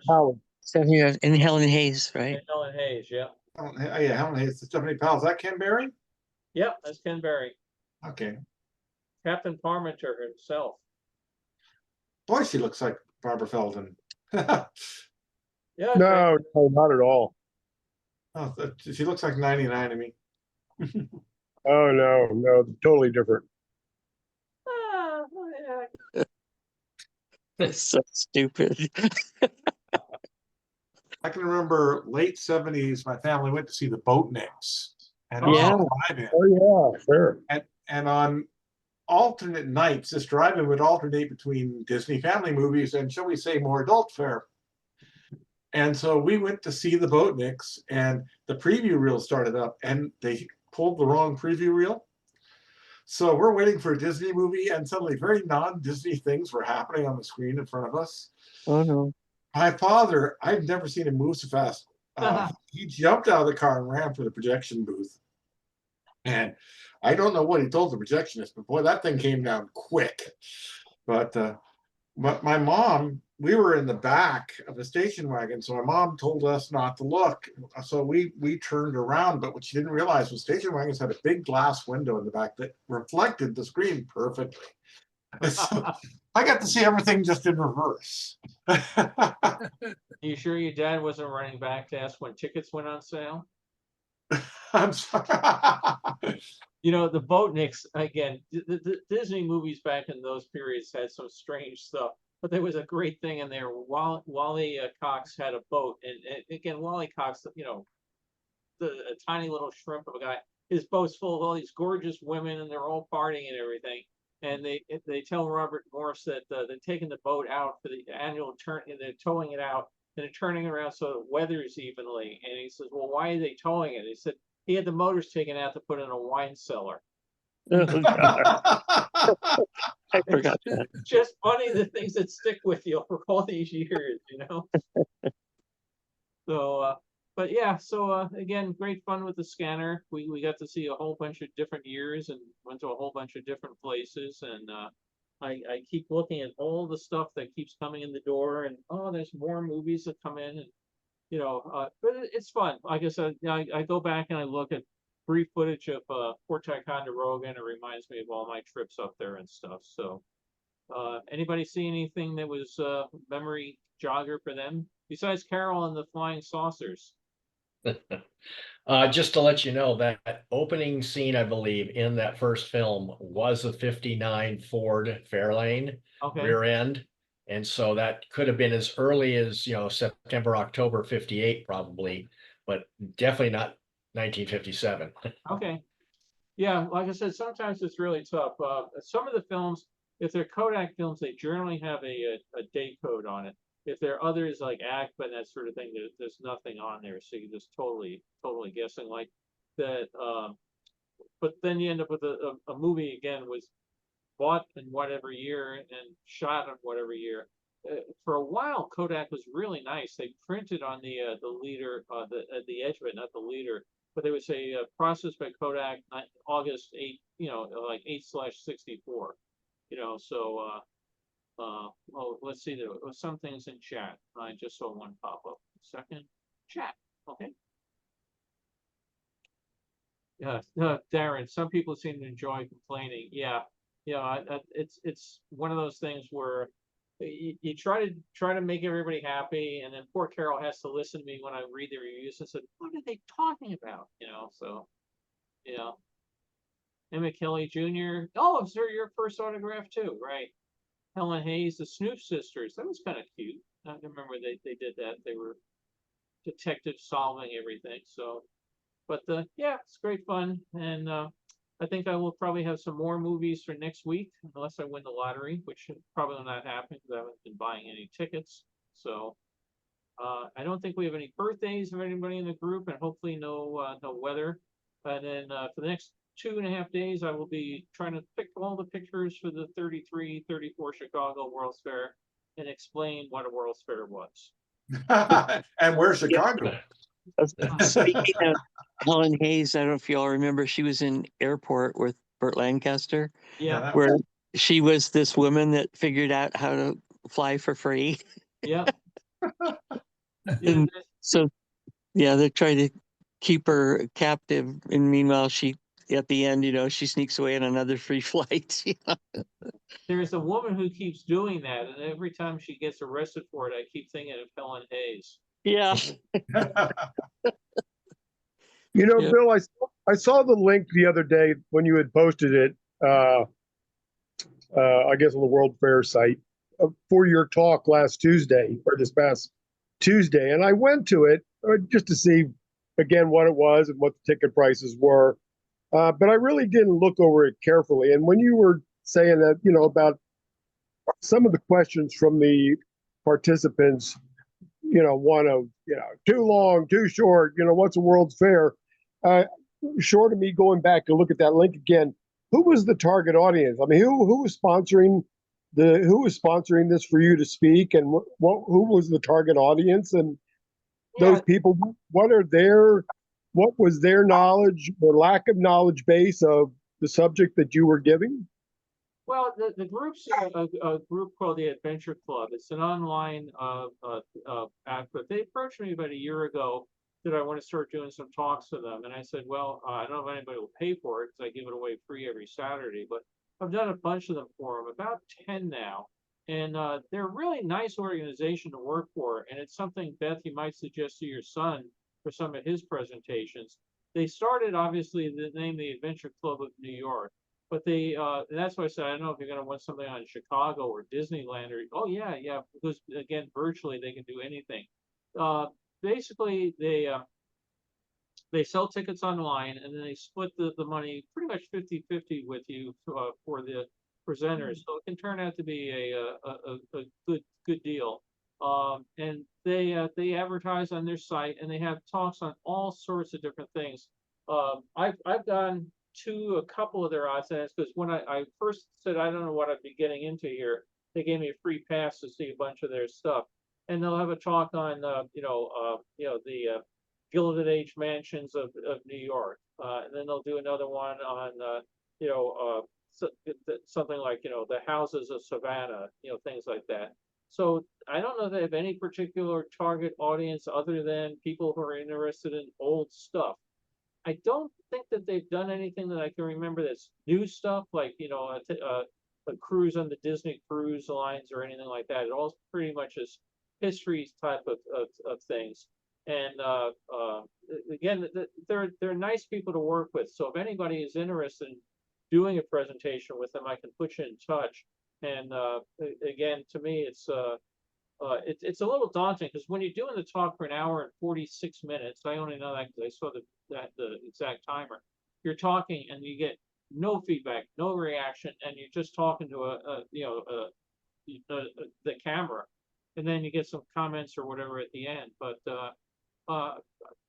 when I did the first one, I said, "Oh, I hope they're happy," and they wrote back they were very happy the way the audience reactions came out. And I'm like I said, nobody's absolutely panned me, but like again, you didn't tell us what a World's Fair was. I thought they'd know, I guess they thought they'd know. I think before I would spend, $6 to go to a talk in a World's Fair, I might look up what a World's Fair was, I guess you gotta spend $12 or whatever, but anyway, it's working out. So I got half of next Tuesday's done already, and I'll hopefully finish the rest of it today or tomorrow. So with the money you made, you're going to buy us ice cream tomorrow, right? I will probably have an ice cream somewhere in the next day or two. I actually, when I finished the talk the other day, I think I ran out for a root beer float. Actually, when we finished, that was when I put it together. When I finished the talk, I just went to get any place that was cool because this office does get pretty damn hot. So they said, like I said, it works out well. And again, if you're interested in giving a talk, I'm always interested in guest hosts. But if you want to make some money, they're a good outfit to work with. I've been very, very pleased with the interactions with them. No, I was just curious based on what you said. Some of the response was after an hour and 3/4. Obviously, we all interact, and so I kind of just found it odd. That's all. And Beth put the link up, so thanks, Beth. Oh, great, thanks. Yeah. Oh, yeah. Let me one new message. Yeah, Adventure Club. Yeah, this is going to all the ones that are upcoming. So Bill's is up there, high on the list since it's coming up soon. But just in case you were interested in the other types of topics that they cover, there's a lot out there. And the way they work is if you buy the ticket, you can watch the replay for a week, or if it's a multi-week thing, you can watch it for 2 weeks as of the last part. So like when I did Expo 67, I did it in 5 parts. You could watch it, anytime over the 7 weeks at the end of it. Bill, are you familiar with a gentleman named Michael Sweeney relative to Disney historical stuff? Not off the top of my head. Okay, I may give him your information to it. He's doing some kind of historical look at Epcot. Okay. So I didn't see your name on some of the stuff. He sent me a bibliography of some of the people he's talked with. There's a lot of people he has interviews with, or has gotten hold of interviews, because some of these people, have been dead for a while. But anyway, I'll let you know that. And Beth, I wanted to ask quickly, did your son get the postcard I sent yet? Yeah, he did. Thank you. Okay. Yeah, I sent you a note on Facebook, but I don't know how often you're out there. But yeah, he got it. He liked it. Thank you very much. Oh yeah, you probably sent that on YouTube. I mean Facebook. Yeah, that's Oh, great. okay. Yeah, I very seldom go on Facebook. That's okay. Hey, Brock, while I have you, when is the next wed lunch? Carol mentioned it was in the newsletter, which I didn't read. It's a good question. I looked at the newsletter. I didn't remember seeing a luncheon on there. I'll have to go pull it up and look at it again. Might be wrong, but I thought she posted another invitation for luncheon. Well, maybe if it's been in the last day or two, I've been really busy and haven't gotten to a lot of my email, so I'll take a look at it. I know I saw her, post the newsletter on the first, and I did scan it quickly to kind of look at it. But I didn't remember seeing an invitation to the luncheon, but I could have missed it. Yeah, I'll have to look. And the last about the last week or so, I've been in touch. Glenn Barker's widow reached out to me about how to get some of his family slides and pictures and everything digitized. And she just put their house up for sale yesterday, I guess it was. And we'd always see the pictures of Glenn with the lake in the background. So I went to the listing of the house. And Carol, you may get a kick out of this. When we go up to the car dealer and the BMW dealer is off on the left-hand side of the road, over on the right-hand side of the road, there's a small shopping center. Well, behind that, there's a housing development with a lake that I never, in the 30 years I've lived up here, knew that there was a lake up there. I looked at the house, and it's a beautiful, it's a man-made lake, but, houses all around it. It's really, really neat. So, yeah, I always saw those pictures, and he always says, "Oh, that's the lake behind my house," and I could never figure out where it was. Yeah. So. Oh, and Don, are you going to have a moose for next week?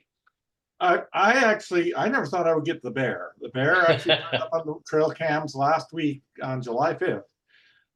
We're hoping for a moose. It's the last one on my list, but they're very uncommon in this part of Vermont. Yeah, no, I just kidding. You've had a bobcat, you now have a bear who's trying to lick your ear all day, I could see. And and I just thought, okay, maybe it's a moose next, or maybe a beaver. I don't know, you got beaver in that area at all anymore? We may actually have a beaver. I've got a couple of films, because when I get more than just pictures, I actually get films out of these. I have a film of a small beaver-sized critter waddling away from two of the cameras, but it doesn't focus on them, so you can't tell what it is. Yeah. It's probably a beaver or a groundhog.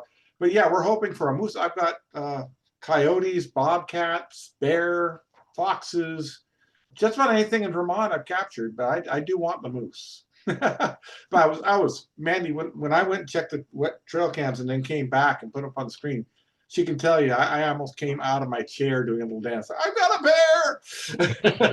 I finally got a bear. This is only about it's about a 5-minute walk from my house on our northern part of our property where this was taken. And I know the trail he's on. He walked within 150 feet of our house to get to the point you're seeing. Wow. And this was early evening. So had we been out there, we probably would have encountered him. Yeah. So Well, that be might careful. Let me look for a picture real quick to show you wildlife if I can find it in my neighborhood. 1 second. I just looked back at Debbie's last newsletter, which was the 1st of July, but I didn't see anything on it about luncheon, so I might have been mistaken. Okay. Well, I'll take a look through some of my stuff, because like I said, I haven't been as active. I've tried to clear stuff out, and sometimes I accidentally dump something that was there. Luckily, I can go back to the dump folder and pull it back out. But yeah, I was expecting something soon, because October is going to be the big reunion. So I figured maybe we'd see July or August, and that'll be the end until a reunion, I'm sure. Yeah, I'll drop her a note. I have to write to her about something else. Well, anyway, hopefully folks enjoyed seeing some early Disneyland, early Disney World, and a lot of the 64 was. Oh wait, hang on a second. If everybody has some time, I had a movie from Expo 67. I forgot. Would everybody like to see Expo 67? Okay, hang on. I've been there. I was there too. Yeah. Oh, that also, while I'm thinking about it, let me check something really quick.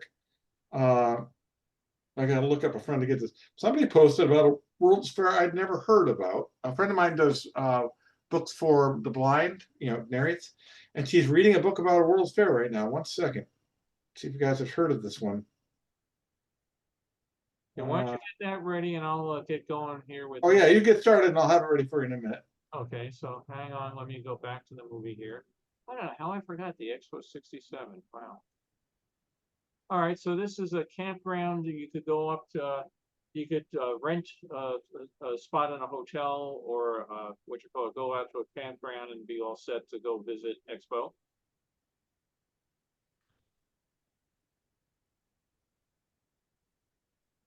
Do we have video yet? Is it not showing? Yeah, I don't see it. Not yet. Not yet. Oh, hang on one second. It should be, Getting a narration. I'm going, maybe I just hang on, let me stop sharing here. It was sharing and I don't know what went wrong. One second. Okay, I see what went wrong. One second. Let me back it up here. And we'll go fire the technical crew. That'd be you. Now you should see it. Yeah. I got it. Yep, yep. So, okay, again, they had a outfit called Log Expo. It was lodging for Expo, and it turned out to be one of the big disasters of Expo. People would get out there and find out the hotel that they reserved was not actually built. The little things oh like that. my. But in this particular case, you could go to a campground, and the thing was that they would provide shuttle buses from these campgrounds into the city for you to go to Expo.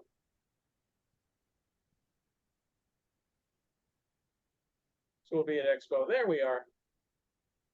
So the mini rail going around. And their version of Luminaires. US Pavilion in the background. And then we're at Iran.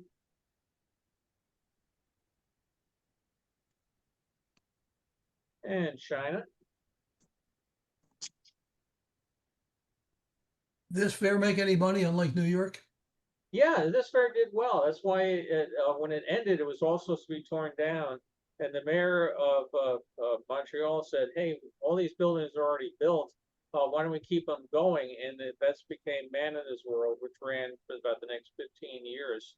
So That's how I saw it several times. Was it yeah, friends? so over the years, different pavilions would change. I have a whole chart on my website of, how many pavilions, what the Vermont Pavilion became something else, and one became something else. But that I went back up there in '69 to go to college, and I was absolutely astonished to see driving into Montreal and see the U.S. Pavilion was still there, because I had no idea they had kept any of it. And that every year you'd go back was you'd have to buy the map, because the so and such pavilion could be, the telephone pavilion became the U.S. Pavilion. It was quite a set of changes over time. So what made this fair financially so successful? A lot of people went. First of all, it was a true World's Fair. Unlike the '64 fair, they did not have the giant things like the big rides like Ford Pavilion or Futurama, that sort of thing. They went an awful lot for movies. They had a tremendous number of movies for this particular fair, with some very innovative film techniques of multi-screen, giant screens, that sort of thing. But the major thing was that, like, Yugoslavia here was one of the big giant hits of the fair. Most people had never been to Yugoslavia. You went in there, they had a tremendous display inside of glassware that they were making, different types of glass. They had another very interactive movie with about 40 or maybe about 60 different screens that things would show up on. So it was a very entertaining fair, and it was, I guess you'd really say, less hard sell than the '64, '65 fair had been. So they did a tremendous amount of advertising across Canada, brought people in. Hi, how you doing? Great, thank you. So it worked out very well. Like I said, the mayor Ducro, I'm not sure how his name was pronounced. He was very far-sighted. First of all, in getting the fair built, when a lot of other people didn't want to do it, but then seeing the value of keeping it open for the future. Motorized gondolas. Look at that crowd, that poor guy trying to drive through it. There's the French Pavilion, which is still there. It's the casino, and you can go there today. Great Britain. Huge line. You can see all the people waiting for that. A lot of countries spend a tremendous amount of money on their pavilions for Expo '67. So they were very, very high quality shows and movies or displays inside.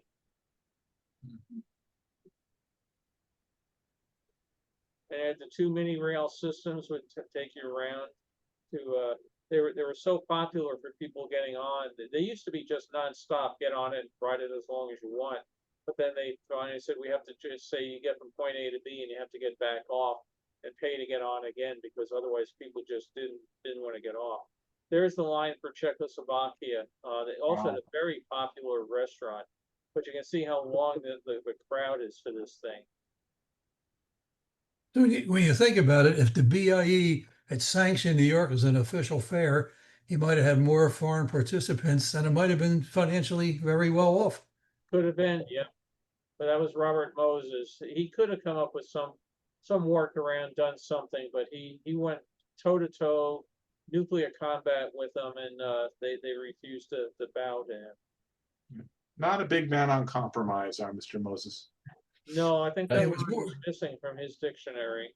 Yeah. yeah, New York was more like an industrial exposition rather than a true World's Fair. Yeah. Yeah. There's all the people in line for the USSR pavilion. Then they had various things, so they had man in his world, man in agriculture, man in health, man in that. That was part of a display on how modern farming could make lands much more productive and grow more crops for the future. Well, Moses must have been aware that Montreal made money, unlike his fair, and it had to disappoint him. Oh, I'm sure it did, but his fair still to me was 2 years of great fun that I absolutely enjoyed every minute that I was there. And luckily I wasn't an investor, so it didn't matter to me if it made money or not. Yeah, when people think about World's Fairs, they generally think about 64 one first, even though it wasn't an official World's Fair. Yeah. Oh, we're riding around the sculpture garden down below. Esso gas station information.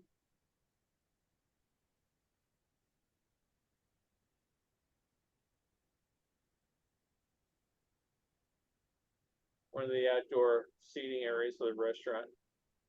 Another thing that was nice about Expo 67, I was thinking of when I was watching this film, was the amount of live entertainment that they had performing outside the pavilion. So if you were waiting online and you had 2 hours to go to get to see a pavilion, if people came by and they had jugglers, they had a lot of clown acts that came out to Expo 67, entertain people. So, you know, trying to keep your kids occupied in the crowd and all. Oh, there's somebody all dressed alike.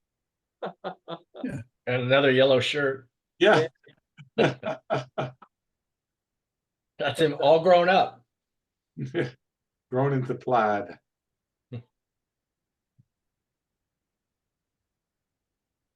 You know, 5 years early, this was all random water in the St. Lawrence River, and all these islands were built and either totally man-made or greatly expanded. This is Africa there. And you could rent, not rent, you would go and pay for a ride and get a tour on the Vaporettos, or you could rent the gondolas and the guy would take you around. They had several different types of boats. There's Thailand, relocated from the 64 fair and expanded. So all this stuff off to the right now is added. Not all of it, most of it was added for Montreal, including the royal barge there. They had a restaurant in 64. They put a much bigger restaurant in for 65. And Jewish Pavilion, now this is Kaleidoscope. And again, I thought this photographer did a nice job with nice long pans. Close up of Thailand, all the gold leaf.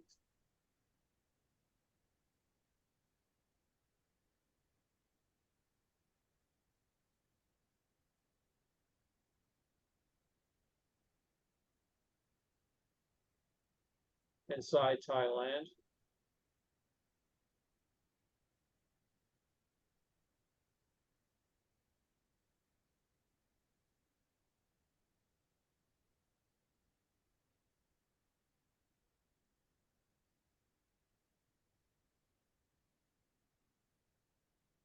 Mexico.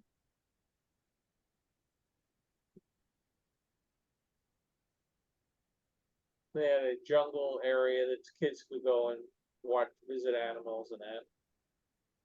This is Australia, which had a very popular thing with chairs that you sat in, that when you sat down, a switch would click and it would play a narration about things in Australia. And they had color-coded chairs. If you sat in one color, you got it in English. If you sat in another chair, you got it in French. And they brought over some animals, including wallabies and kangaroos.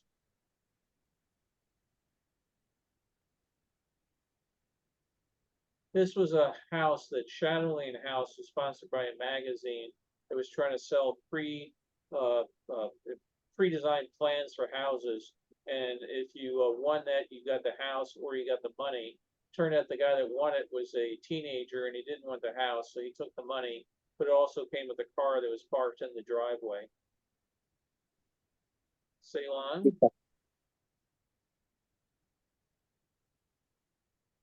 I think the guy was 19 years old and he said, I don't need the house, but he ended up with a very nice check instead.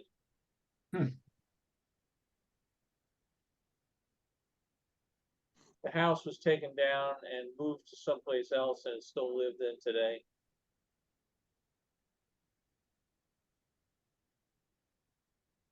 Riding the Metro Express, the world's first computer-controlled train, but everybody was so scared of it being computer controlled, they had to hire a guy to sit in the front just so it felt better.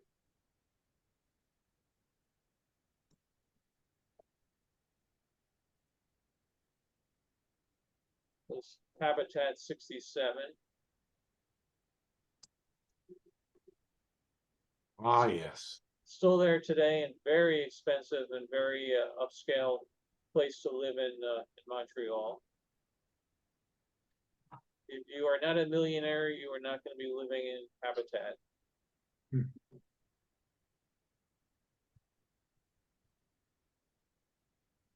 Man in the community.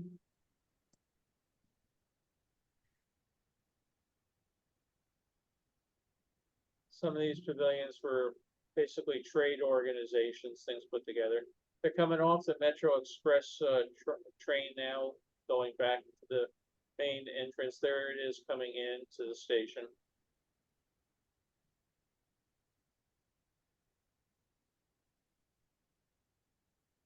This was open air, so rain would go and fill up the ponds down below, and there's a whole big thing in there about ecology before anybody else was talking about it. They look like they've made some friends along the way.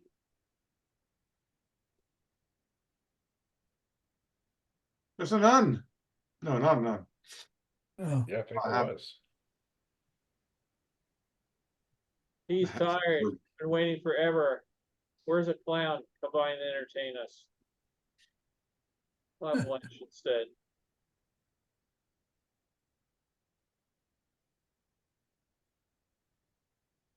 Another sort of difference between the 64 World's Fair. Well, there's the trams that took you around. This one had picnic grounds. You could bring your own lunch and bring your own food in. You know, Robert Moses would never have allowed that.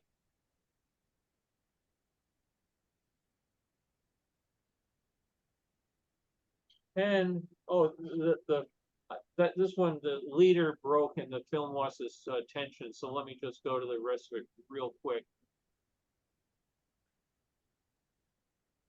Show you the sundial. So this is a futuristic sundial in the park.